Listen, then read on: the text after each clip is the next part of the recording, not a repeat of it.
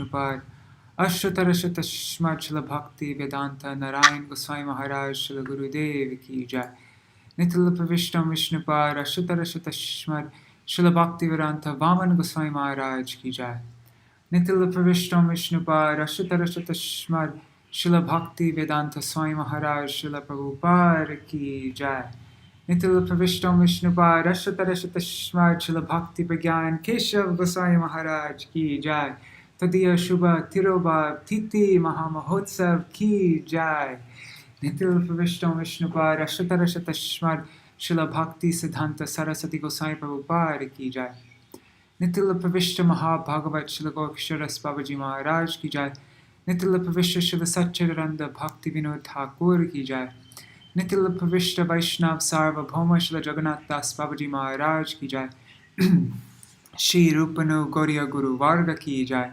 Shri Rupa Sanatan Bhatta Raghunath Shri Jeev Gopal Patadash Raghunath Sharda Goswami Prabhu Ki Jai Shri Sarup Damodar Rai Ramanandari Shri Gaur Parshad Vrinda Ki Jai Namachay Srila Hairas Thakur Ki Jai Prem Se Kaho Shri Krishna Chaitanya Prabhu Nityananda Shri Advaita Gadadhar Shri Vasari Gaur Bhakta Vrinda Ki Jai Shri Kshetra Mandala Gaura Mandal Braja Mandala Mathura Vrindavan Dham Ki Jai Sarva Abhishta Pradati Giriraj Maharaj Ki Jai Shri Radha Kund Shama Kund Ki Jai Shri Yamuna Devi Ganga Devi Ki Jai Shri Tulsi Maharani Vrinda Devi Ki Jai Shri Bhakti Devi Ki Jai Shri Purnamasi Yogamaya Ki Jai Shri Gopeshwar Mahadev Ki Jai Shri Kartik Vrat Niyam Seva Ki Jai Urja Vrat Ki Jai Urjeshwari Shri Vishabhanu Nandini Shrimati Radha Thakurani Ki Jai Shri Harinam Shri Harinam Sankirtan Ki Jai Ananta Koti Vaishnava Vrinda Ki Jai Samagata Gaur Bhakta Vrinda Ki Jai Shinitai Gaur Premanande Hari Hari Vo Harivo, Dandavat Pranams. So I'm just going to be doing a very quick reading of this article by my Param Gurudev. It was published in the book Kṛti-ratna, which we published it, I think, a couple years ago. I think it was 2019. We published it in honor of his 50th disappearance day. And so I'm just, because I have some work to do right now, so I'm just going to quickly read it, and then I'm going to stop the video. But let me share my screen. Dandavat Pranams, Ganga Didi, Haribo, and Rohini Dulal Prabhu, and Vipul. So this is a true experience of separation from a speech given by Śrīmad Bhakti Prajñāna Keśava Goswami Mahārāja at Sri Uddhāraṇa Gauḍīya Maṭha, Chuchura, on 5th December 1952.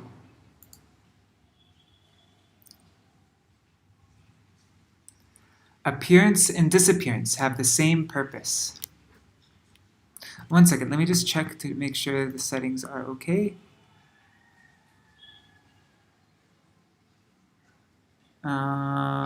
Audio input.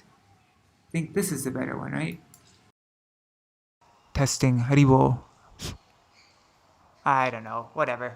I think you can hear me, right? Let me know if the sound is bad. Appearance and disappearance have the same purpose. The Vaishnavas' appearance in this world and their disappearance from it are one and the same. Both their arrival in this world and departure from it signify their mercy. Compelled by mercy, they come to this world, and it is for mercy's sake that they also leave it. All of the activities of Vaishnavas are imbued with mercy. Vaishnava Charitra Sarvada Pavitra. The life and character of Vaishnavas are pure in all respects. Imparting divine bliss is the purpose of their lives. Still, those gripped by misfortune and compelled by temporal pleasures perceive their lives to be devoid of any joy. This is but the influence of Maya. If we think that the Vaishnava Thakur has departed from this world and dropped us in an ocean of sorrow, then we are attributing fault to his character. But why would he inflict pain upon us? He does not know how to give pain to anyone. This is why the term Viraha Utsav, a festival of separation, came to be used in Vaishnava literature. The word Utsav refers to that which yields happiness and love, not joylessness or sorrow. The Vaishnav's purpose for appearing in this world is not temporal. It has not even a shadow of impermanence. The Vaishnavas are eternal, and their practices are also eternal. Their appearance ensures the distinct speciality of their disappearance, and their disappearance increases the sweet charm of their advent. The sweetness of their appearance and the magnanimity displayed in their disappearance manifest in this world the literature and chronicles of Vaisnava saints. This literature is the blossoming of Shabda Brahma, the divine word, where the filthy shadow of the ordinary word cannot penetrate. Srila Prabhupada is Siddhanta Saraswati. Siddhanta meaning the perfect conclusion, and Saraswati meaning the goddess of knowledge. That is to say, he is the elaboration of the inner conception of the divine temple of the Vaishnava message. Today is Srila Prabhupada's holy disappearance day. We do not attribute any sort of fault to this holy day, nor view Srila Prabhupada's superhuman auspicious activities negatively. With great respect, Sri Gauḍīya Vedanta Samiti welcomes this occasion, this Titi, every year. It is a matter of great delight that again, this year, you have all eagerly assembled to worship this day. Vaikuntha Darshan. To view happiness and distress equally is actually Vaikuntha Darshan. In such Vaikuntha Darshan, one perceives uniformity in every object and entity. At the same time, this equality is full of distinctiveness. Worldly iniquities are not found in the divine realm. In this world, happiness and distress are opposites. In the transcendental world, these same conflicting forces produce a divine mutual uniformity, replete with unique specialities. Happiness and sadness dwell either side of a single path. They advance from opposite directions at the same pace till they meet at a point in the middle. This middle ground is called Sambhoge Vipralamba, separation in meeting, and Vipralambe Sambhog, meeting in separation. Shri Gaur Sundar himself is the presiding deity of this juncture.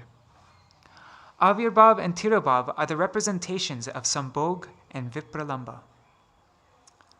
The apprehension of separation experienced at the moment of meeting increases the intensity of union. The deeper the worry of impending separation that arises in one's heart during meeting, the sweeter the burgeoning flavor of meeting. Likewise, the more acute the impact of meeting, the more the endless current of Vipralamba Ras inundates the heart with separation. Such phenomena are illuminated in the life and character of supremely liberated personalities. Sadness in the absence of a Vaishnava does not constitute separation from him.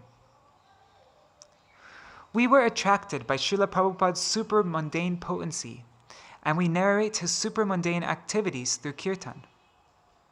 Not everyone's concept or perception of the super-mundane is the same. One can only grasp a super-mundane character to the extent that one is immersed in a super-mundane disposition. Our tendency is to be self-indulgent. Our thirst to gratify the senses and our desire to search for happiness do not facilitate a grasp of the super-mundane conception. Whatever longing and separation, whatever viraha we may express via the above-mentioned impulses, is but a reflection of enjoyment, of bhog. The displeasure we experience when our enjoyment is curtailed cannot be called viraha. If that were the case, then the antonyms of bhog, tyag, abstinence, and vairagya, detachment, would be referred to as viraha. Though abstinence and detachment appear simultaneously in the character of one who is experiencing separation, they do not constitute viraha in and of themselves. We experience separation when our pleasure is obstructed. As we beheld Srila Prabhupada's charming and handsome figure, his sweet, gentle smile, his simple and generous dealings, his world-conquering, unparalleled scholarship, his natural inclination to constantly speak Harikatha and perform Kirtan, and other such qualities. We became enchanted by him. We delighted in his compassion and affectionate ways. Even veteran intellectuals were exceedingly delighted by his views and reasoning. It is only natural, therefore, that those who are enchanted by all these qualities of Srila Prabhupada and drawn to him should now experience sadness in his absence. But I want to say that this is an experience of thwarted pleasure rather than viraha. Gurudev was a good person. His dealings were nice. He used to help us so much and make us so happy. That is why we liked him so much. The sadness we now feel in his absence because we are not getting those things is merely kamana, lust or desire, and bhog, enjoyment. Separation is only experienced through self-surrender. From the moment of our birth, we carry out our life according to various notions of good and bad, as dictated by our previous karma. We derive much of this conception of morality from our atmosphere and environment. From this assortment of acquired tendencies, we create certain perceptions of sainthood, which in reality are not sainthood. Sainthood is determined by service attitude. As long as there is service, as long as there is seva, there is devotion, bhakti. The mundane atmosphere and environment have no authority over bhakti or seva. The moment Srila Prabhupada saw a tendency for devotion or service in a person, he would reveal his identity to him. Otherwise, his identity was always concealed from the external world. The dominant characteristic of bhakti is sharanagati, or surrender. Sharanagati is to relinquish our presumed identity, or the idea that we belong to ourselves. Srila Prabhupada informed us, one will have to become a devotee, and one will have to obtain bhakti. One will receive Gurudev's genuine mercy to the extent that one has offered him oneself. We hope to derive happiness and comfort from our relatives and friends. We wished for these things even from Srila Prabhupada and received them also. But those factors do not produce a true experience of separation. It is surrender of the self, Atma Samarpan, that determines separation. Atma Samarpan means to fully offer what one considers to be I and mine. That is why to hope for any sort of worldly possession, ideology, or action from Gurudev is not characteristic of Atma Nivedan. Bhakti is to instantly offer whatever we happen to think is ours to the lotus feet of Sri Gurudev. A person could wonder, why is it not Atma Nivedan to get something from Sri Gurudev and offer it back to him? But what is the point of taking something from Guru and giving it back? In accounting terms, this is much the same as deposit and withdrawal. In other words, one might think, since I gave my everything to Gurudev, my balance went to 0. I then took 1,000 rupees from him, which brought my balance to 1,000. Again, I gave those 1,000 coins to Gurudev, and now I am left with 0. When I collected 1,000 rupees from Gurudev and returned it to him, my balance came to 0, just as when I first surrendered everything to him and had nothing, 0. So, 0 plus 1,000 equals 1,000, minus 1,000 equals 0. Though both equations are equivalent in mathematical terms, really they are not the same. If you think about it, you'll see that there is a huge iniquity. It is uncharacteristic of a surrendered devotee to try to solicit anything from Guru. Moreover, the Guru Sevak will have to suffer the result of any trouble his Gurudev willingly undergoes in an effort to fulfill his disciple's wish. As such, to derive personal gain from the lotus feet of Gurudev is extremely damaging for the Guru Sevak. Only the desire to nurture love for the lotus feet of Guru will destroy other aspirations and is characteristic of a surrendered soul. Understanding Sri Gurudev's heart. Esteemed and prominent sannyasis and brahmacharis could not comprehend Srila Prabhupada's heart, despite toiling day and night. Sorry, I forgot I had this timer on. 1 second. Okay. Esteemed and prominent sannyasis and brahmacharis could not comprehend Srila Prabhupada's heart despite toiling day and night. We had the opportunity to witness this during his manifest presence. How can one ever understand the heart of a supramundane personality without even considering the consciousness needed to do so? The Guru Sevak's exclusive duty is to proceed in accordance with what is on Gurudev's mind. We might think, Gurudev has a dire lack of funding and needs a great deal of manpower. If somehow or other we collect some money and give it to him, we may be able to grasp Srila Prabhupada's mind. Or we conclude, festivals require a great deal of physical labor, so only if we exert ourselves physically day and night in preparing a festival will we be doing service. But if money and manpower cannot complete an immortal personality's efforts to serve Krishna, then how can they enable us to comprehend Gurudev's mind? To grasp Gurudev's mind, one will have to identify his deepest independent inner desires and render all sorts of services accordingly. Only those who had the opportunity to flawlessly contemplate his deepest service dispositions during his manifest present are truly blessed. Imposing our own presumptions of what constitutes Sri Guru Padma's service will never be considered service. Whatever effort we make under the assumption that our perspectives are one with Gurudev's does not constitute service, but rather a kind of autosuggestion. There is no point in imposing notions that belong to the terrestrial world on the transcendental world. By striving to do so, we deviate from the true path. Indications how to truly serve manifest in the Sevak's heart from the realm of Vaikuntha. While assuming a proclivity to enjoy, whatever efforts we exhibit to serve are rooted in a desire for sense gratification. And if we try to check those tendencies, a sense of detachment sprouts that is mundane. This does not slightly constitute actual service. During Srila Prabhupada's time, we had the opportunity. This is such an important. I'm just going to highlight this. During Srila Prabhupada's time, we had the opportunity to witness the fact that one cannot satisfy Gurudev's mind even by laboring tirelessly day and night with simple-hearted intent.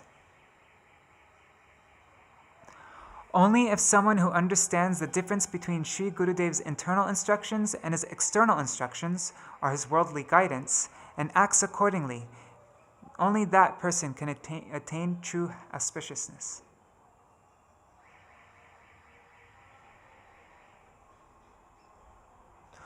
What qualities endear one to Srila Prabhupada? Jagadguru Srila Prabhupada had a sannyasi disciple, Bhakti Vilas, who is no longer present. We never observed him displaying any worldly skill in his life. Some of his peers, high-status sannyasi teachers and speakers, cast aspersions on his apparent inactivity a couple of times.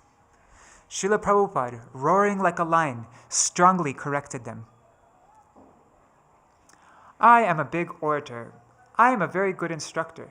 I can captivate everyone with my classes and speeches. I have so much capability. So many people are coming to the Maṭha due to my lectures. I am therefore prominent and a dear disciple. Srila Prabhupada never considered those with such a mentality to be exalted servants. The aptitude for bhakti is something else. It is only attained by extreme good fortune. In observing the life and conduct of Srila Prabhupada, we saw several seemingly contradictory incidents. We saw that someone conversant in all the scriptures, adored by scholars, and a veritable son of philosophical truths, had accepted a completely illiterate personality as his guru. We worship Prabhupada as a personification of the divine message of Vani, and yet, when one of the main assistants in his Vani Vilas Lila, his preaching pastimes, a particularly bright writer, was overwhelmed by a weakness of heart and suddenly left the Maṭha to go to Dhaka, Prabhupada was not in the least perturbed. On the other hand, he had become extremely anxious if one of his servants, whose name was Prajñāna, and who happened to be illiterate, went out of his sight for even a moment. This seems quite startling and perplexing, but in reality, it is not, even slightly. These interactions reveal the full current of the nature of bhakti. Unlimitedly greater than service to Prabhupada by moving a pen, which brought about a revolution in the world, is the service propensity of an illiterate person's heartfelt affection for him. The root fiber of the aptitude for bhakti is attachment to the lotus feet of Sri Guru. The characteristics of service to Guru. We have seen many exhibit great enthusiasm for reading from the scriptures, performing kirtan, delivering lectures, writing essays and articles, and publishing books, because a hankering for material gain, worship, and prestige corrupted their minds. If, in the course of serving Sri Guru, we fail to receive something in return, at least some praise and prestige, then we stop serving him. In the name of wanting encouragement from Gurudev, we forever hanker for prestige. This, in truth, is not characteristic of service to Guru or surrender. The more one is attached to Gurudev, the more one qualifies as his servant. We receive instruction from the following song of the Mahārājas.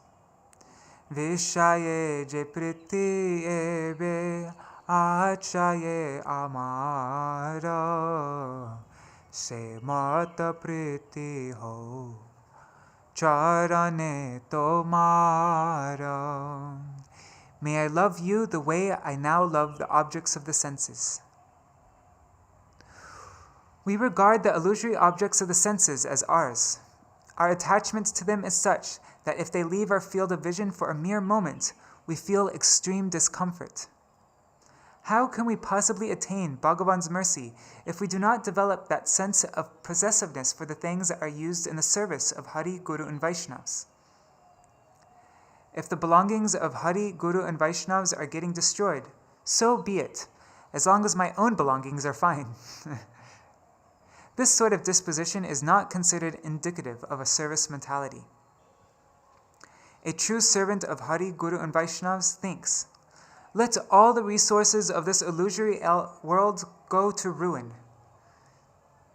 Let all the resources of this illusory world go to ruin, but I will not let even a single particle of any object that is used in the service of Hari, Guru, and Vaishnavas be destroyed. Complete and incomplete objects. Once, Srila Prabhupada, whose disappearance day it is today, was in Bahramganj, a town in the Faridpur district, Bangladesh, delivering a lecture to an assembly of thousands of people. He said, I can support the destruction of millions of conditioned souls in order to protect a single cowrie belonging to Bhagavan. And a cowrie is a shell formerly used as currency and of minimal value. So let me read that again. That's such a bold statement. I can support the destruction of millions of conditioned souls in order to protect a single cowrie belonging to Bhagavan. My God. This was 32 years ago. When I heard this, tremendous agitation took over my heart. What had I just heard in an open assembly from the mouth of this great personality? He had been a vegetarian all his life and had firmly vowed to establish all living entities in the transcendental laws of nonviolence. This struck me as extremely revolting, but in truth, it was a profound statement that captured the essence of the Vedas, Vedanta, and Upanishads. Books dealing with mathematics state that +1 is greater than minus any large amount or infinity. That is, millions and millions of negative integers are still less than a single positive one. Similarly, this illusory world is constructed of transience and deficiency.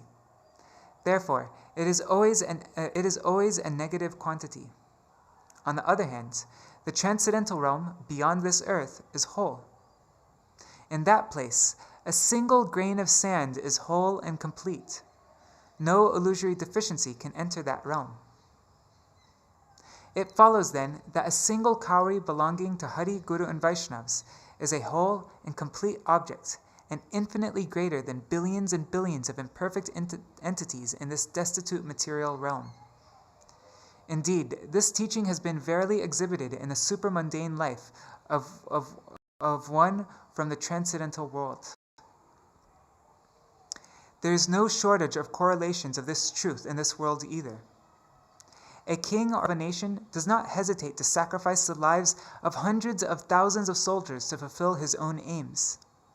Commanders and soldiers sacrifice their very lives to fulfill their leaders' wishes. Love for the Vaishnavas and service to them. Just see what the life of a soldier entails. For a meager monthly stipend that facilitates a bit of fleeting mundane pleasure for his spouse, children, parents, siblings, and friends, he is ready and willing to relinquish his own life. In a moment, he can abandon the love and attachment of his mother, father, and relatives, and is determined to give his life. To what extent do we do that for Sri Hari, Guru, and Vaishnavas? The love of sadhus, Guru, and Vaishnavas affords us the wealth of true happiness for all time. Yet we are not prepared to accept even a drop of difficulty for their sake, not to speak of giving up our life for them. Is this the sign of a servant of Hari, Guru, and Vaishnavas? How magnanimous, how tranquil, how great are the hearts of those who do not hesitate even slightly to relinquish their life for the service of Vaishnavas. At the moment of truth, we can assess how much love a sevak has for Hari, Guru, and Vaishnavas. If someone among us were to contract a contagious or infectious disease, we would realize the extent of our love for Vaishnavas. We would not think twice before immediately abandoning that Vaishnava and going as far away as possible for fear of contracting the disease or losing our own life, thus revealing the degree of our attachment to this package of pus, blood, and flesh, which today or after 100 years will certainly perish. We are always saying in discourses, recitations, and kirtan that this body is nothing and that this mind is nothing. But in reality, that is all we deem important. If what we say is not matched by what we do, then we are wasting our words and misleading people. And what is the use of that? Adherence to the truth is a preeminent quality of a Vaishnava. We are always saying that we must give our life to the Vaishnavas. We must offer our everything to the Vaishnavas, and whatever we do, we must do for the service of Vaishnavas. Will all this remain confined in a mere arrangement of words? Once a person... One second.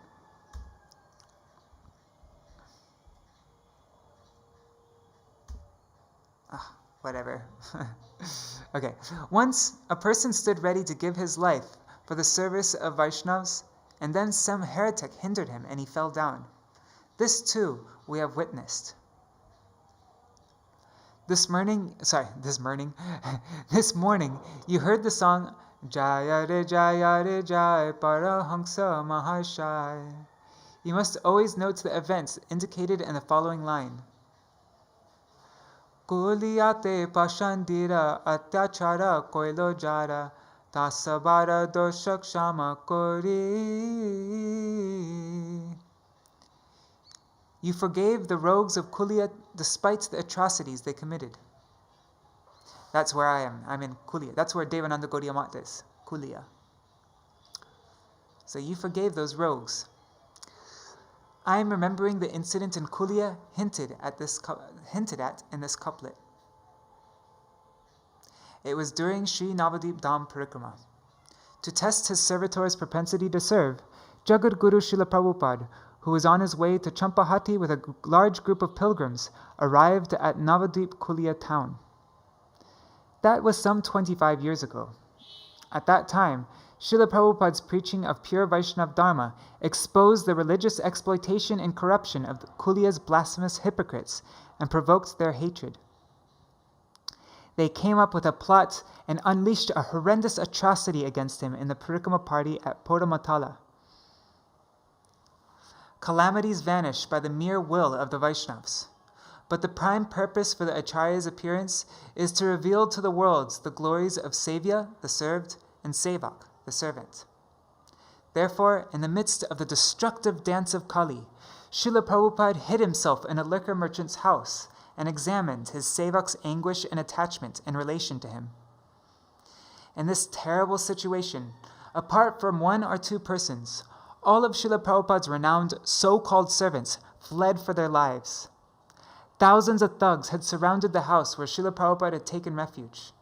In that moment, one of his servants exchanged garments with Srila Prabhupada, extricated him from the ring of thugs closing in on them, and safely brought him in disguise back to Mayapur.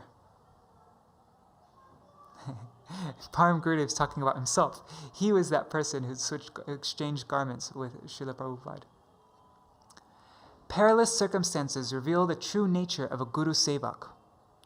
Those who are famous in the world as Guru Preshta, dear to Guru, Prabhu Preshta, cherished by Prabhupada, or Acharya Preshta, the Acharya's dearest, who never hesitated to introduce themselves as exclusively dedicated associates, or who wanted to take pride in being the managers of the Maṭha mission and his primary assistants. They did not show up in that evil hour to display the pinnacle of service to Guru. A Guru Sevak's exclusive duty is to give his life in the service of his Guru. Do not maintain a conception that such pastimes of the Acharya are indicative of his being a mere mortal. Events like these in fact serve to reveal his superhuman glory. You may recall hearing of a similar incident in the life of Acharya Śrīrāmanuja. A Shaiva king became so envious of his effective preaching of Vaishnava Dharma that he tried to kill him. Acharya Śrīrāmanuja's devoted and prominent disciple Acharya Kuresh then saved his guru's life by disguising Śrīrāmanuja in the clothes of a lady. Similarly, Acharya Shankar was once attacked by a Kapalik sect, but Acharya Padmapada protected him.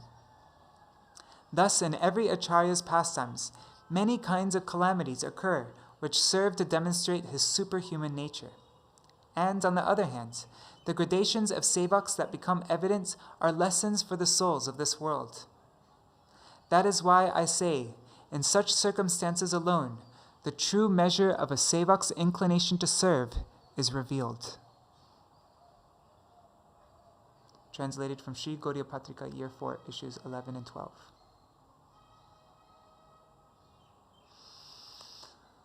Oh, such an important article, class. These are one of those kinds of articles that you just have to keep on revisiting and reading again and again. I just want to read one sentence here that was really inspiring for me. I shared it on Facebook a few times actually, but it's right here. You might have seen it.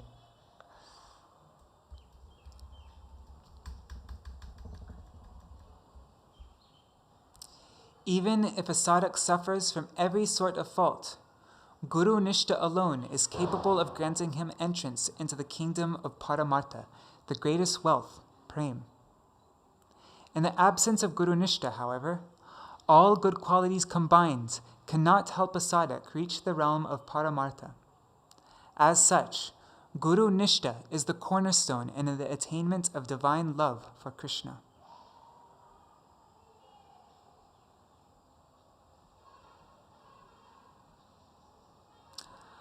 All right, I want to read more, but I really need to get back to my work on Srila Vamana Goswami Mahārāja's letters, so I'm going to stop now. But possibly, I'm not guaranteeing anything, but possibly I might read tonight. In the evening time I might read some more. Because now we heard the divine words of my Param Gurudev and his instructions and teachings, but we haven't heard glorifications about him. So maybe tonight I'll read also from this book Kṛti-ratna. There's beautiful glorification that my Gurudev wrote while he was still present on this earth. I think he wrote, my Gurudev wrote it in 1960 or something like that. And there's also beautiful, beautiful glorifications from his godbrothers and also from his aunt Saroja Vasini Devi. This is all in the book Kṛti-ratna. And you can download this book. If you just go on Google search, you just type in Kṛti-ratna and then Pure Bhakti, then the first Google search result will come up with this book, and you can download a free PDF and read all these wonderful offerings and letters. There's so many letters that he wrote, and the letters are really, really cool because it's where it's a lot less formal, and you get to really see, his nature and how he talked, and like in an informal way, and they're very interesting, very, very interesting. All right, thank you so much for joining me. I'm going to end this video now. Jai Shri Sachinandan Gaur Hari Ki Jai, Shri Radha Binod Bihari Ju Ki Jai, Jai Srila Gurudev Ki Jai, Srila Param Gurudev, Srila Bhakti Prajñāna Keśava Gosvāmī Mahārāja Ki Jai, Tadir Shubha Thiravav Titi Maha Mahotsav Ki Jai, Srila Prabhupada Ki Jai, Shri Rupanu Gauriya Guru Varga Ki Jai, Shri Tulsi Maharani Vrinda Devi Ki Jai, Shri Giriraj Maharaj Ki Jai, Shri Kartik Vrat Ki Jai, Urja Vrat Ki Jai, Urjeshwari Srimati Radharani Ki Jai, Shri Harinam Sankirtan Ki Jai, Ananta Koti Vaishnava Vrinda Ki Jai, Shri Nitai Gaur Premanande Hari Hari Bo. Vrindai Tulsi Devai Priyai Keśava Krishna Bhakti Pradadevi Sattvatai Namo Namaha. Vancha kalpatarubhyascha kripa sindhubhya cha patitanam pavanebhyo vaishnavebhyo namo namaha. Alright, thank you for joining me, Ganga Didi and Raseshwari Mataji, Manjari Didi Haribo, and Rohini Dulal Prabhu, Vipul. Dandavat pranams everybody. Hare Krishna.